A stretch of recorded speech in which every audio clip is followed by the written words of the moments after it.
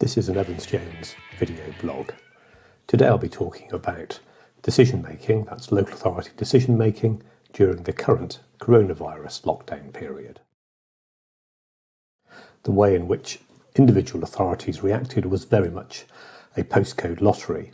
Local authorities who had emergency procedures could instigate delegated authority. Those who didn't basically couldn't hold committees and therefore couldn't make decisions. In response, the Coronavirus Act of 2020, which has now been passed by both houses, allows for local authorities to hold committees, not just planning but other committees, via video link.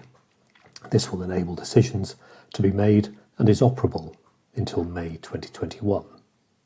So what will happen in this new adjusted world we're now living in?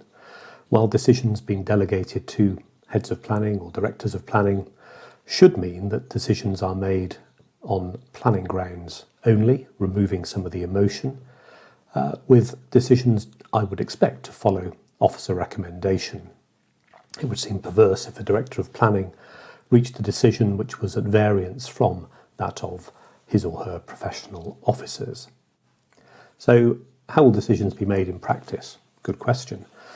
The local authorities that we have seen instigate full delegated authority to head of planning requires that the head of planning liaises with planning committee members. So each committee member will be notified of an application and what the likely decision or recommendation of the senior officer is. This could put heads of planning in direct conflict with committee members, particularly where an application is unpopular or has generated a significant amount of public objection. The risk, as I see it, is that some decisions, and certainly those more contentious decisions, could simply be parked until formal committees resume. So what opportunities exist during this lockdown period? Personally, I think applications which have or are likely to generate significant public opposition upon grounds which are unrelated to planning policy are more likely to be approved under the delegated system, with all of the emotion of planning committee removed.